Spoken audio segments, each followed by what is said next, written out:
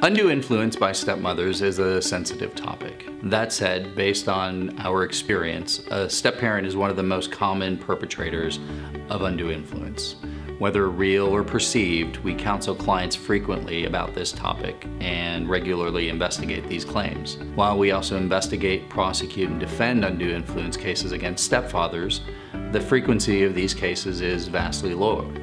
For the sake of transparency, let's discuss an overview of undue influence and step-parents.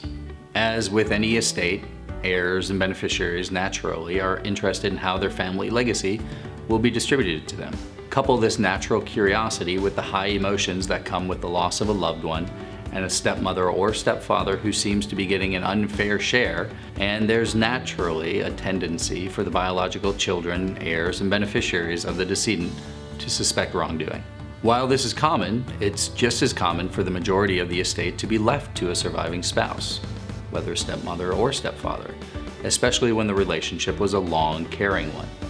The bottom line here is that you should trust your gut and hire counsel to help you examine whether your loved one was the victim of undue influence. What's the definition of undue influence in California? Under California Welfare and Institutions Code, section 15610.70, undue influence is defined broadly as excessive persuasion that causes another person to act or refrain from acting by overcoming that person's free will and results in inequity.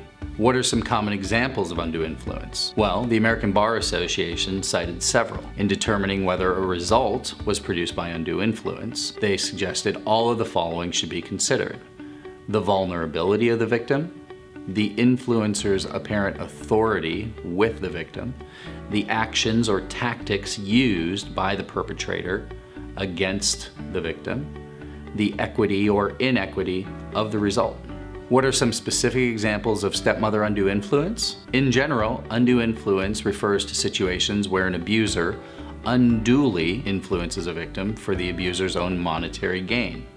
The key here is undue influence. Simple influence is not enough. We protect clients from undue influence every day.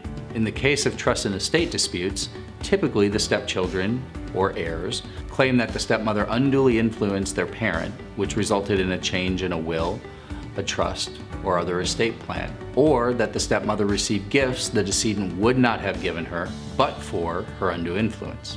Some examples of undue influence include sexual coercion, which is restricting or threatening to restrict normal sexual relations.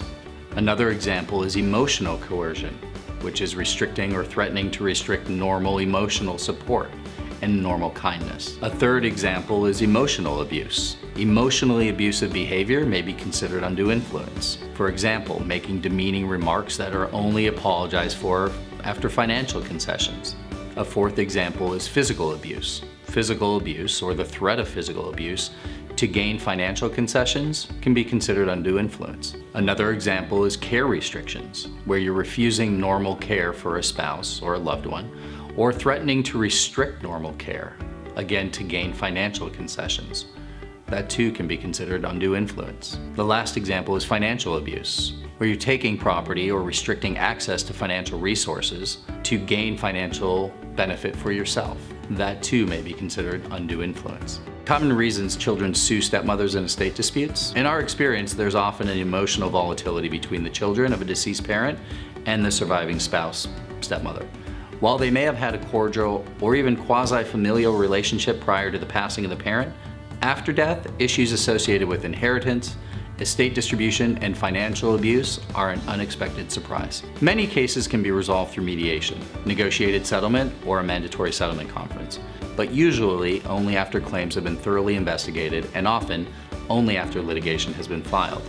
At RMO, we handle undue influence cases like this every day. Do I need a trust litigation lawyer near me? We recommend finding an experienced trust litigation attorney familiar with the county probate court in the county where the decedent lived. For example, if the children live in Florida but the decedent lived in Los Angeles, we recommend working with a probate attorney in Los Angeles.